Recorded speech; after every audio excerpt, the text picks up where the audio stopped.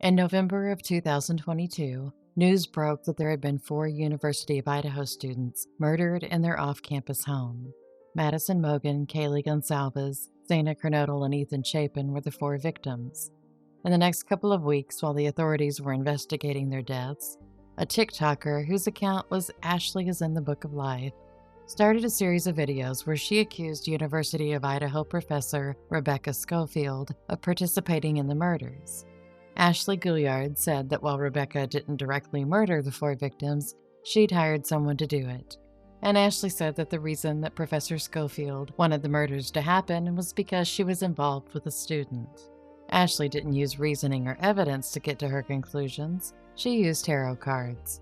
And she wouldn't stop insisting that the professor was guilty of both the affair and the murders, even after receiving 2 cease and desist orders.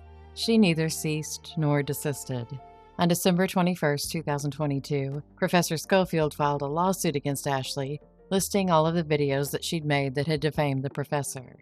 The professor also asked for compensatory and punitive damages and an amount to be proved at trial, attorney's fees, costs, and disbursements incurred, prejudgment and post-judgment interest, and all such other relief as the court deemed just and equitable, and she demanded a jury trial. On December 30th of 2022, Brian Koberger was arrested for the murders. But even after his arrest and the lawsuit being filed, Ashley just wouldn't shut her trap. She was still posting about Rebecca through January of the next year. Ashley is tenacious, and she even included a video with text that read, "You sure you want to do this, Rebecca Schofield? This isn't going to end well for you." Well, that statement didn't pan out so well for Ashley. In June of 2024, Judge Raymond Patrico ruled that the statements that Ashley made about the professor were false and defamatory.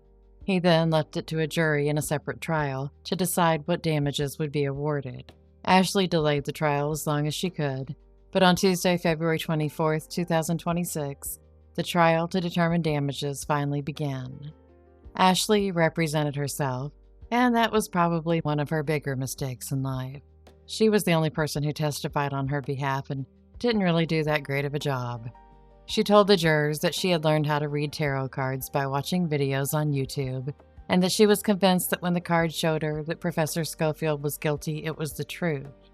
But what about the evidence? Well, Ashley had that covered too. She testified that she attempted to gain access to case information that would have proven that Professor Schofield was involved in the murders, but law enforcement and the court wouldn't allow her access.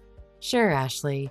4 days after the trial started, the jury awarded Professor Schofield $2.5 million on the statements that Ashley made about the supposed affair, and $7.5 million for the statements she'd made about the murder. So I guess maybe Ashley needs to work on her tarot card reading skills because they kinda suck. Now the moral of this story is, if you don't have proof of someone doing something, don't accuse them of it.